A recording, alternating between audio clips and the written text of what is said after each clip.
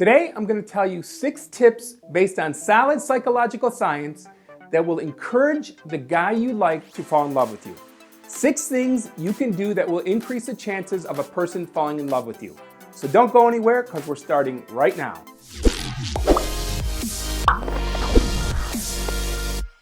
Hi everyone, I'm Dr. Antonio Borrello and I'm a psychologist and relationship coach. This channel is all about helping you build great relationships so you can grow happy with the people you love. So if you're interested in making your love life the best part of your life, start now by clicking the subscribe button and the bell notification so you aren't missing anything. Okay, on to our topic. Getting the person you want to fall in love with you. First, I have to say this. There's no such thing as a magic potion. There are no tricks or tactics that will absolutely make another person fall in love with you. If anyone tells you there is, run away fast, or at least give their videos a thumb down and unsubscribe from their channel. Having said that, there are many strategies based on psychological research that can increase the chances that the person you want falls in love with you. These are things you should be doing in the beginning when you first meet or start dating a person. Oh, and I'm saving the best one for last because without doing the last one, the others won't be as effective anyway. Remember, falling in love is something that happens to us, not something we make happen by an act of will. Sometimes it even happens when we least expect it or want it, right? But there are things that can kickstart the process. So without further ado, here are 6 things you should be doing. Number 1, find reasons to be around them. We become attracted to people who are familiar to us, and we become attracted to people we have contact with. The more you interact with someone, the more they will like you. This is known as the mere exposure phenomenon, and there are many studies that support it. The more exposure you have to practically any stimulus, the more you will like it. Of course, that is if your first impression was either positive or neutral. If it was negative, then you'll probably like it less with more exposure. That's because people develop a preference for things that they become familiar with. This phenomenon also applies to attraction towards people. The more often a person is seen by someone, the more pleasing that person seems. The mere exposure phenomenon was demonstrated in a 1992 university study where several women of similar levels of attractiveness attended a university class either 5, 10, or 15 times during the semester. These women were instructed to play the role of a college student, but not to interact with the instructor or any of their peers. At the end of the semester, the students were given photos of the women and were asked how much they liked them. And not surprisingly, the women they had seen more often were better liked than the ones who had attended only a few classes. Also, we become attracted to people we have regular contact with. Regular contact is an important ingredient in romance, which is why most relationships are between people who live or work or go to school near each other. So make sure you're finding reasons to see and interact with the person you're interested in. And don't be aloof or evasive or unavailable when you first meet a person you're interested in. Doing so could give them a negative first impression, and then repeated exposure will cause them to like you less and less. Remember, first impressions are very important, so be nice, attentive, and find opportunities to spend time with that person. Number 2, the look of love. They say the eyes are the windows to the soul.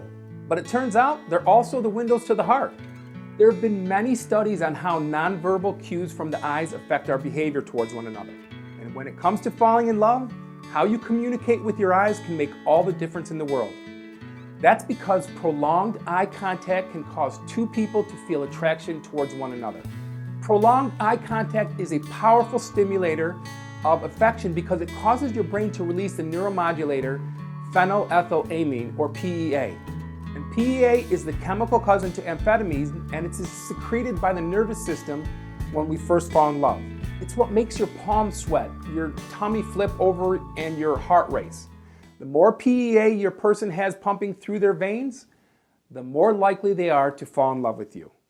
So, show them your bedroom eyes. Maintain prolonged eye contact when you're communicating. Gaze at him with warm feelings. Trust me, you'll kickstart the production of PEA using this technique. Some evidence? A study published in the Journal of Research and Personality had 2 opposite-sex strangers gaze into each other's eyes for 2 minutes. They found that this was enough in some cases to produce passionate feelings for each other. So much so that one of the couples even got married a year later. Number 3, dim the lights. Why are candlelit dinners so romantic? Well, first, softer lights make us look more attractive, and dimmer lights expand our pupils. And people are more attractive when their pupils are expanded. And I'm not making this up. In fact, there have been several famous studies that showed this phenomenon. The first was at the University of Chicago, where Dr. Hess studied the effect of pupil size on feelings of attraction. In one experiment, they took 2 pictures of the same woman, presented it to male subjects, and asked them to describe the female in the picture. The researchers had altered the photographs, manipulating the size of the woman's pupils to be either slightly larger or slightly smaller than they were in their natural state. And Dr. Hess noted that none of the men reported noticing the difference in pupil size between any of the pictures, but the subtle changes seemed to subconsciously influence the level of attraction they felt for the woman. When the woman had large pupils, she was said to be soft, more feminine and pretty, while when the very same woman had small pupils, the men described her as cold and harsh and selfish. This frequently referenced experiment and phenomenon has been retested using a variety of methods over the years and has yielded the same results. Men find women with bigger pupils to be more romantically appealing. Obviously, we can't dilate our pupils at will, but we can create the right conditions to make our pupils bigger. Our pupils expand when they're robbed of light, so dim the lights and hang out.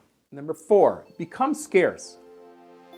This can be difficult to do because when you like someone, you want to spend as much time with them as possible. But this can often backfire. Just when you're convinced that you won him over and he likes you, start being a little less available, and then even less until he hardly sees you at all. And that you've now effectively instigated the law of scarcity. And we all know this one. People want what we can't have. By constantly being available, you diminish your value. Think about the principle of scarcity. Things that are scarce are more valuable. If your time is scarce, it has more value. Plus, absence makes the heart grow fonder. And don't say out of sight, out of mind. Number 5, make him invest in you. People care more when they put more effort into their relationships.